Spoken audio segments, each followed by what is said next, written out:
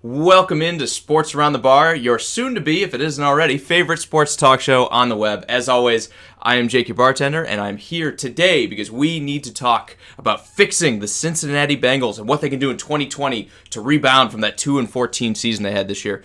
It's always tough when you're the team with the first pick. We're going to go through all of our options to get this team back looking like a competitive team as quickly as possible. We'll see what kind of magic we can work, because again, not that great of a spot. But we're going to go through all of that before we get into it. As always, I just want to remind you that if you haven't yet, hit subscribe on our channel. Make sure you like and comment on these videos because we exist purely to talk sports with you, and it's more fun when you guys are involved. So, again, if you want to join in and you want to give your opinion on how to fix the Cincinnati Bengals, make sure you hit subscribe, make sure you like this video, and make sure you comment down below. So why don't we start first with what Cincinnati's actually done well in 2019? And that is basically narrowed down to the receiving group, which played with Andy Dalton, was not absolutely terrible. We've got some weapons in there. Guys like Auden Tate, Tyler Boyd, Alex Erickson, these guys are all under contract. They're all coming back in 2020, so we're not too worried about the wide receiver position. We also, I believe, are going to have a much better tackle situation with Cordy Glenn still being on the team. And then we have Jonah Williams, who should be back and healthy in 2020, who's going to play our left tackle spot. We're going to move Cordy Glenn to the right. We've got some problems on the interior. Basically, our guards are absolutely atrocious. We are going to need to bring in at least one of them. Definitely, I think two is a good idea when we talk about how poorly Billy Price and Michael Jordan have played. We have Trey Hopkins at center, so we're not doing too bad. Our offensive line's in decent shape. And, of course, we have Joe Mixon as a running back. The big one's quarterback. Obviously, everybody knows the Bengals at this point have the first overall pick. It's very likely they're drafting Joe Burrow with that pick. If not, they're taking Tua Tagovailoa or they're taking another quarterback. Although we still have Andy Dalton on the roster, we're going to have to decide what we're going to do with him going forward. Moving over to the defensive side of the ball, we also have a pretty solid defensive line. When you talk about this lineup of Sam Hubbard, Andrew Billings, Geno Atkins, Carlos Dunlap, and Josh Tupou on our defensive line, we have a good core of guys. The only guy who's actually in danger of leaving is Billings. The rest of them under contract. I believe they should come back, still be our starters for 2020. Going further into it, we're going to talk about how our linebacker situation is one of the worst in football. We're going to talk about how our secondary group is one of the worst in football, so we've got some work to do in both of those categories. We don't have a lot of standouts, so we're going to try to do our best to maximize talent, but also do it cheaply, because if you look at this free agency group, if you look at this draft, it'll be hard to just refresh both of those positions in one offseason. So we'll do what we can with that. So let's get started. Why don't we start with what we can control, and that is our own free agents. The first and biggest one that we need to address is Darqueze Dennard. And the reason we need to address that is because he's the only cornerback on our roster that basically is effective at all. He normally plays as the nickelback. He plays in the slot, which in 2020 is becoming more and more important as teams start to utilize that position and put their best receivers over there. Having a guy that can be effective in covering the slot is incredibly important in today's game. Re-signing Dennard is incredibly important to this group. 28 years old right now. I think we should offer him a 4-year, $20 million contract that it's going to be, let's say, about $12 million guaranteed. You're going to guarantee about 60%, most of the front-loaded contracts. So when he hits 30 or 31, that contract's going to become a lot cheaper, and we're going to be able to eventually cut him if we need to as a GM. But we're basically going to front-load those guarantees to make it as cheap as possible for us if he ever loses a little bit of a step and doesn't become quite as effective in the slot. He is our first free agent on our team that needs to return. The second is Nick Vigil. I know you just heard me say, our linebacking group is not very effective. Why would we want to bring back a guy who's graded so poorly and hasn't done very well for the Bengals in the past? Even though he's 27, I think we need to offer him about a $2 million deal. We're going to guarantee one of it. We're going to offer him, it's going to be a 2-year deal to bring him back. The only reason we're doing this is because the linebacker position right now, it's not going to be incredibly likely that we're going to get a high-caliber player or multiple high-caliber players out of this free agency group and this draft. It's not a position you're going to be able to just refresh overnight. So we're going to keep Vigil on the roster. We're going to do it as cheap as humanly possible, and we're going to do that in order to bring in the next group of guys to learn from behind him. That way, when they're ready, they can start. We're not throwing anyone to the wolves. We're not just throwing massive money at a free agent saying, we had to do it because we were so thin at linebacker. This will give us some options going forward, and I think bringing back Nick Vigil is still something we should do. Finally, our last free agent that we need to bring back is Andrew Billings. Nose tackle for the Bengals in their 43. He plays over the top of the center. He's one of the best graded defensive linemen in this group. He's been incredibly effective. Even though his backup, Josh Tupou, has also been very good, I think bringing back Andrew Billings just gives you depth on the defensive line. These days, defensive line is more about rotation, or just about as much about rotation as it is about having the best players. Having a guy like Billings come back who can effectively gum up the works in the middle of the line is exactly what you need in Cincinnati. Again, we need to preserve our strengths, which is the defensive line, and then we need to work on our weaknesses, which will be the linebacking core in the secondary. So bringing back Billings, we're going to offer the 24-year-old a 3-year, somewhere around $10 million deal. We're going to guarantee about $4.5 million of that. The most important thing is to not overpay for a nose tackle. Again, you have Josh Tupou behind him. Even more importantly than that, nose tackles just don't play as much as they used to. That's the sad fact of it, whether you like defensive linemen or whether you like nose tackles, whether you like big interior guys. I know it's always important to have them, and your team could be missing a lot of run defense when he's not there. But these days, teams spend half their snaps in the nickel package or deeper anyway. So in those packages, you're not going to see Billings on the field as much. When you bring this guy back, it needs to be at the right price, and I think this $10 billion deal could be exactly what you need. If he wants too much, you let him go. Like you said, you have Tupou. We'll bring in a rookie to try to replace him, or maybe try to sign somebody on the cheap so that we keep this rotation going. More importantly than that, it's good to preserve our young talent on this team, and I think that's why we need to offer him a contract. Let's move forward to a couple more of our free agents that they're not quite as guaranteed players that we need to bring back. It starts with AJ Green. He's the biggest free agent to talk about. I think we should actually let him go. And I know everyone's saying, what, AJ Green, all that talent, why would you want him to leave? The fact of the matter is, no matter what we do in this free agency, the Bengals are likely not to be Super Bowl contenders in 2020. AJ Green is 32 at this point. He's been hurt for multiple seasons. He spent this entire season on the sideline. Before that, he spent, all but like 4 or 5 games on the sideline. There's no way we're going to be able to offer him a contract that one of these competitive teams is going to want to pay him. So we're going to let AJ Green go. And I know it'd be easier if we could have traded him at the trade deadline, but that's water under the bridge. At this point, AJ Green is too expensive for the Bengals to afford. There's no reason to bring him around. I know you want to have weapons for Joe Burrow, but we already have some decent weapons. Guys like Auden Tate, Tyler Boyd, Alex Erickson. We also have John Ross that, again, has not been a good player to this point, but has improved over his time. Maybe eventually he can develop into the guy that we spent that high draft pick on. It's just too much money. You can't offer him $10, $12, $14 million a year to keep a 32-year-old that can't stay on the field around. So we're going to let AJ Green walk. Tyler Eifert's a little bit more of a question mark. I know he's been in Cincinnati for a long time. Another injury-prone guy that just has not been on the field very much this season or for seasons past. I think if you can re-sign him on the cheap, having him on the team is an excellent thing. But the problem is, eventually it's time to replace him. I know we tried to do that last year with Drew Sample. We reached on a tight end as the Bengals. I just don't see them paying him a lot of money. This year he got about $4.5 million. We could offer him another $4 million deal to keep him around. Just as a security blanket, you say, oh, well, we have him. Maybe he can be a receiving option. Maybe he gets a little bit healthier. But we've been through this song and dance before. I think it's about time we let go of Tyler Eifert. It's really a preference thing. I'm gonna leave that one up in the air as a maybe. A couple other guys we're going to let go are Kerry Wynn and Leroy Reynolds. They've just been bad. Some more, the long and the short of it. Kerry Wynn's a 29-year-old defensive end. It's just time to move on to Andrew Brown and give him a chance to prove that he can be the rotational piece behind him. And then Leroy Reynolds, he has not been very good at all. I mean, at this point, like I said, our linebacking core is one of the worst in football. It's time to move on from him and bring in another person with that roster spot. That basically sums it up. We don't have a lot of other free agents that are pending on this list. We've got some RFAs, but we're not going to worry about them again. We have the decision whether we keep them or not. They don't really get to decide whether they leave. So we're going to move on. Let's talk about who we should reach out into free agency and try to acquire to make this team better. There's always that risk that when you're a bad team, everybody says, let's just go spend in free agency, bring in as many players as we can, and we'll be good, right? Jacksonville's tried to do that forever, and outside of one AFC Championship appearance, it hasn't worked out very well for them. So we're going to stay conservative in this free agent market, even though there's some good players. And keep in mind, all of these names that I'm about to read to you are guys that very well could get re-signed by their teams, much like we talked about us re-signing our own free agents. So they may not be available, but let's say all these guys hit the market.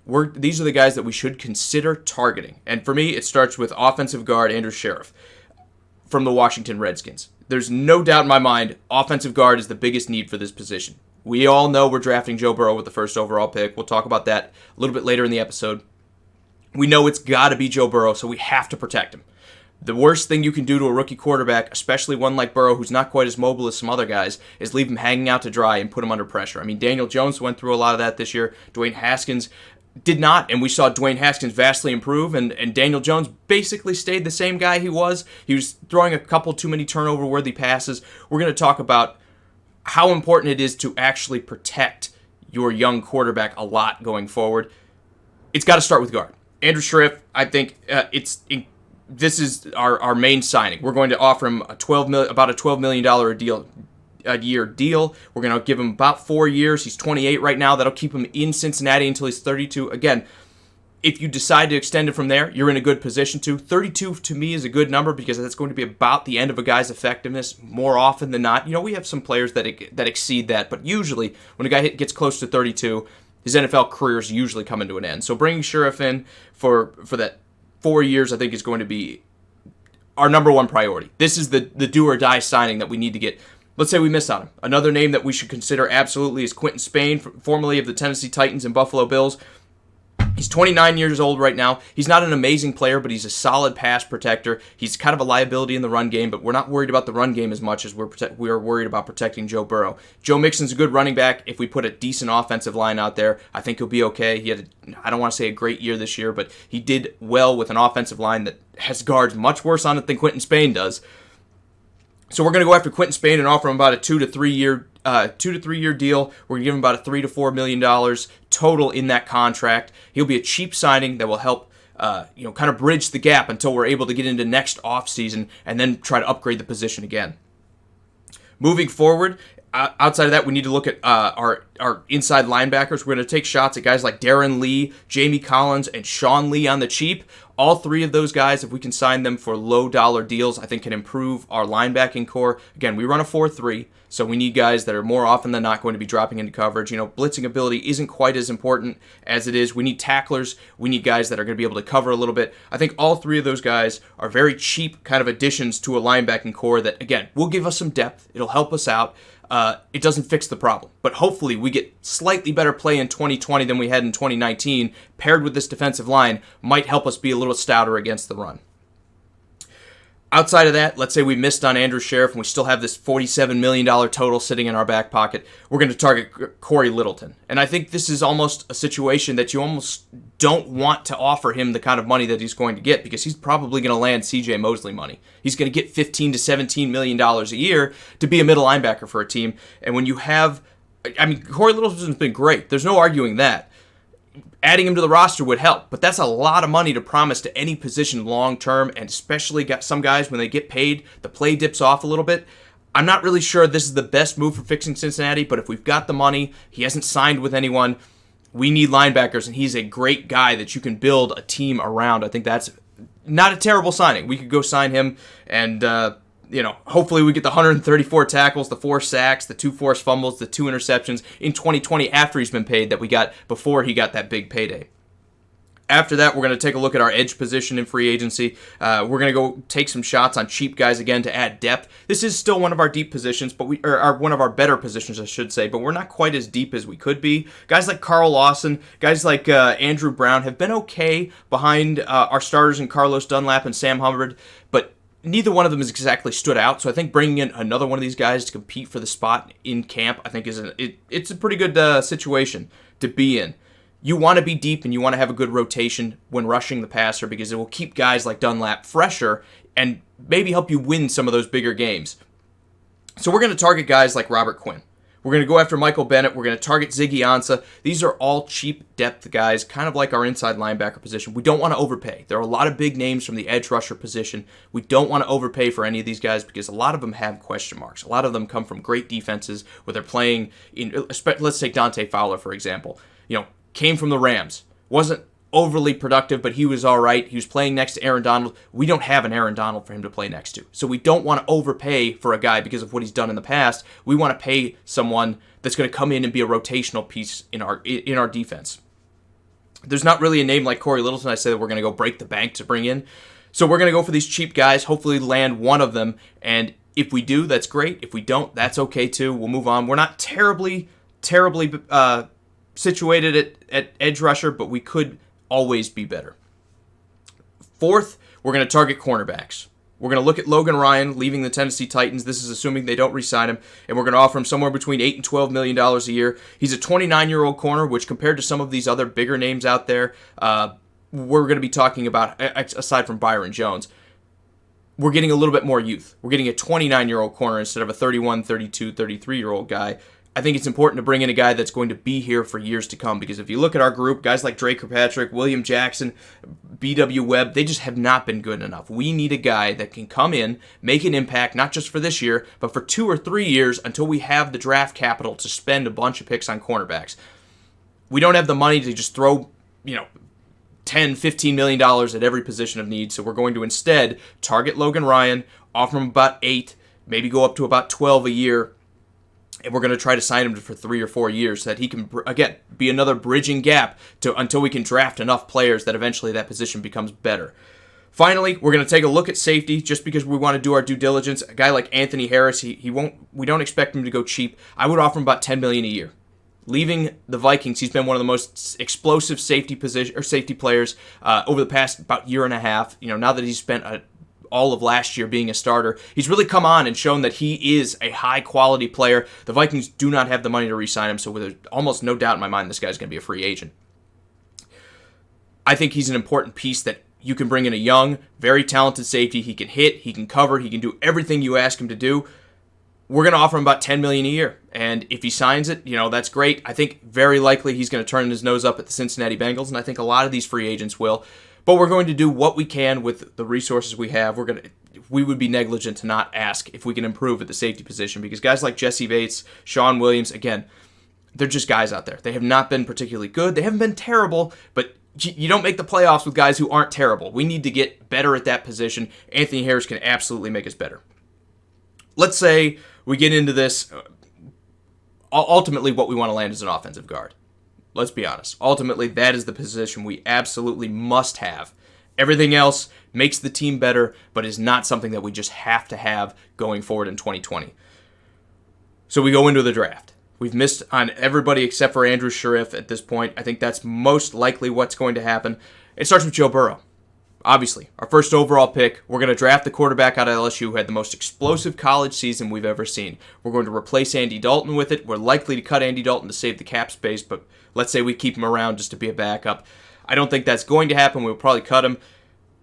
Joe Burrow coming in is going to need protection. So our second round, when it comes to us, when we get to pick 33, we're going to try to target Jonah Jackson, offensive guard out of Ohio State. He's one of the best pass-blocking guards out of this group. He doesn't get beat off, and when he does, he gets caught holding, which is better than just giving a guy a free run and hitting your quarterback. So bringing him in our second-round pick will help shore up this offensive line. At that point, you'll have Cordy Glenn at the right tackle. You'll have Jonah Williams at left, Brandon Scherff at the left guard. You'll have Jonah Jackson starting at right, and then Trey Hopkins is our center. Again, he'll be the weakest link, more than likely.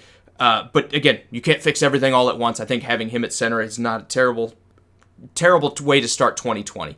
If that's your weakest offensive lineman, you could go from having a weak group to a decently strong one. At that point, Bobby Hart becomes a backup. You also have Billy Price and Michael Jordan, who are your backup guards. They may not even make it through training camp. They've been so bad, but at this point, it's better to have that kind of depth. I don't love either one of those players, but it's still early in their careers and they could develop. After that, I don't have names for you. Instead, we're going to talk about position groups. Again, it's very, very difficult to gauge how far into a mock draft guys stick around, especially when we get to the third round. Trades have happened. Teams value guys more than we do and everything else. So it's basically just a dog's breakfast. You don't know where everything's going to go. Instead of talking about players, we're going to talk about the positions we should be looking at. Although not married to drafting. We don't draft on need. Instead, we have to draft on the best available player. We need so many things that we can just get the best player in and live with that. But in the third round, we're going to look for cornerbacks. Again, we need to refresh our outside cornerbacks. Even if we re-sign Darqueze Dennard, he's more of a slot guy. We need to get outside corners. That's going to be our first target in the third round. In the fourth round, we're going to be looking at safety. Fifth round, we're going to look at running back to try to back up Joe Mixon. Again, we want to take lessons from teams like the Giants and teams like the Rams that have run Saquon Barkley tons of touches to him, tons of touches to Todd Gurley, and these guys are starting to wear down a little bit. We don't want that to happen to Joe Mixon, so we need to get him a better backup running back than someone like Gio Bernard, who, again, he's been in the organization for a while, but it seems like his play is starting to slip. We need to get another running back in here that can carry maybe 20 or 30% of the load for our team. After that, we should target wide receiver because, again, you can never have enough of them in the position. It's a very deep draft for wide receiver. Maybe one of them falls to the 5th or the 6th round, and we should be looking at adding to that group as well. And finally, with our 7th pick, we're also going to be looking at secondary, safety, corner. The number of bodies we can bring in to try to improve those positions are basically what it's going to take to turn the Cincinnati Bengals around. Do I think this is an overnight process? No. We're talking about going from 2 wins to maybe 6 or 7 in 2020 and then being competitive in 2021. They're going to need multiple off seasons, I believe, short of Joe Burrow just coming out and looking like Tom Brady to start. But I don't think you can count on that. We have a lot to fix, but I think this is a good way to start. I think if the Bengals can do some of these things and they draft well, we could be talking about this team being a 6 or a 7 or maybe even an 8-win team in the AFC North. They have the Ravens to contend with. They have the Steelers to contend with. They have the Browns, who should be better in 2020. But I still think, having finished last in the division, that they should be able to steal some wins. And if you can fix this offensive line with the run game that you should have with Joe Mixon, they should still be able to compete and win some of these games. It's not going to be perfect, but that is my breakdown I have for the Cincinnati Bengals. Again, this is the toughest team. They were the worst in football this year. We're going to be going over each and every other one of these teams and talking about how we're going to fix them going forward. So if you haven't yet, make sure you hit subscribe. Make sure you comment down below. Tell me what I need to fix. Tell me what I got wrong. Tell me what I got right. I'd love to hear from you because that's exactly why we're doing this. Just to give you a little bit of background, Sports Around the Bar has been around for about 2 years talking sports. This is our first real foray into YouTube. So I'm looking forward to meeting all of you guys and getting to talk sports with you. We're going to try to put videos out daily, and we hope you can join us and be part of the conversation. So for Sports Around the Bar, as always, I am Jake, your bartender. I cannot wait to talk sports again with you.